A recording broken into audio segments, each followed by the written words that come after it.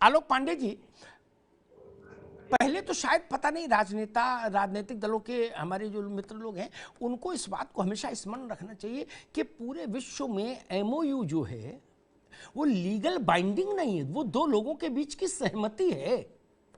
सारी सहमतियां, सारे ब्याह परवान नहीं चलते, ये एमओयू ससुर क्या लाया बताइए।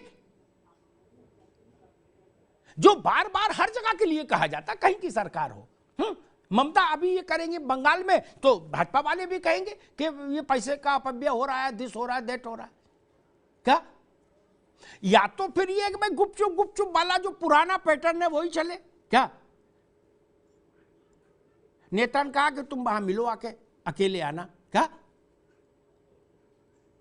वही सेटिंग हो गई, बोले नोएडा तुमको दे रहे हैं, भैया बाहर बैठे उनको ग्रेटर नोएडा दे देंगे, चलो छोड़ो जा, क्या हो गया निवेश? क्या या तो ऐसा सिस्टम चले?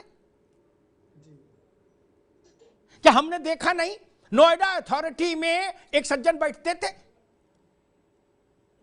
किसके समय में मैं उस बहस में नहीं जाऊंगा, उनके पास 10, 12, 15 सरकारी गनर थे, वो पूरा मैप लेके बैठते थे टेबल पर त्रिपाठी जी। क्या अब के बी त्रिपाठी गए, किसी ने पर्चा कराया कि भैया ये है त्रिपाठी जी इंटरेस्टेड, बोले आप देखो मैप में देखो कौन सा चाहते हो, बोले भैया ये नंबर मार्क कर दिया रेड पेन से, क्या बोले पैसा ऐसा सब टाइम से भिजवा देना तुम्हारा हो गया।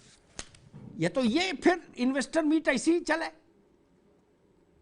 या ये रास्ता है? और अगर ऐसा नहीं तो कोई ये क्यों नहीं बताता कि रोजगार के लिए और बेहतर साधन फिर विकल्प क्या है? या तो आप वैकल्पिक मेथड बताओ, रोड मैप दो, तब तो आलोचना बनती है। अन्यथा मैं तो फिर वही बात पे आता हूं, 32 लाख करोड़ छोड़िए, 20 लाख करोड़, 10 लाख करोड़, 10 लाख करोड़ बुरा है उत्तर प्रदेश के लिए। पांडे जी।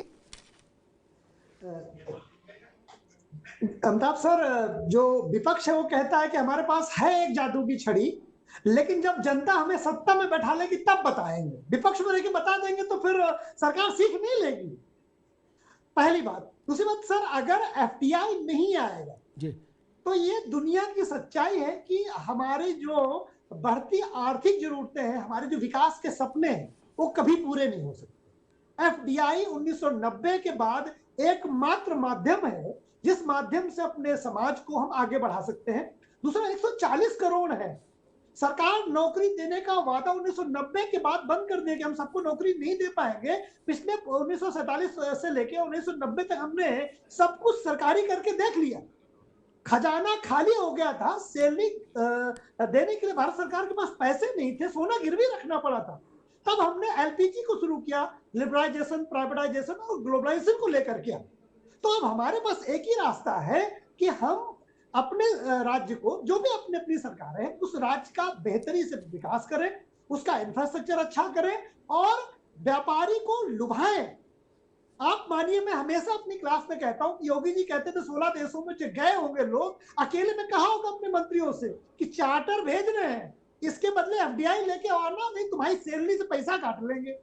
क्योंकि जिस तरह से मैंने इस बार मुख्यमंत्रियों को देखा है रोड शो करते हुए, ऐसे रोड शो मैंने नहीं देखे, विदेशों में भी नहीं।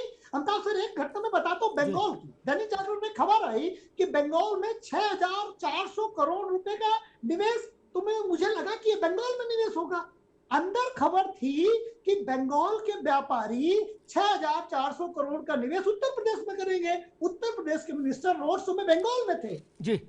तो आप मानिए सरकार एक प्रयास कर रही है, लेकिन अखिलेश जी का काम है, जो भी विपक्ष में है उसका काम है कि रोड़ा लगाना। लोकतंत्र में विपक्ष का मतलब है अच्छे को भी बुरा कहना जी। अब अखिलेश जी आए, जब सत्ता में आए अगर कभी, तो बताएं कि भाई उत्तर प्रदेश का विकास कैसे करेंगे। विपक्ष में है तो नहीं बताएंगे अमिताभ सिंह जी। ठीक बात है। और एक बात एक बड़ी बात और अमिताभ जी, जल्दी से, जो डेडिकेटेड फ्रंट कॉरिडोर है, हाँ, जिससे उत्तर प्रदेश जो है ये सीधा बंदरगाहों से जुड़ेगा, हाँ, ये एक सराहनीय पहल है हाँ, इस गवर्नमेंट की, जिसको आज मोदी जी ने भी कहा और योगी जी ने कहा। ठीक है, फ्रंट ठीक है भाई, ठीक है। आलोक पांडे जी, मैं एक दूसरे किस्म का सवाल रखता हूं, राजनेताओं को उससे भी थोड़ा मेरे ख्याल से सीखना होगा। भारत ने पिछले ये कोरोना काल से अब तक का हिसाब ले लीजिए, इस अवधि में जो सबसे चुनौतीपूर्ण अवधि थी उसमें एक बड़ा मार्वलस काम किया हमारे यहाँ के नौजवानों ने, स्टार्टअप जो शुरू किए। ठीक, दुनिया में हम झंडा गाड़ दिए और उसमें बहुत सारे स्टार्टअप यूनिकॉर्न हो गए। मुझे आपको बताने की जरूरत नहीं यूनिकॉर्न का मतलब क्या है।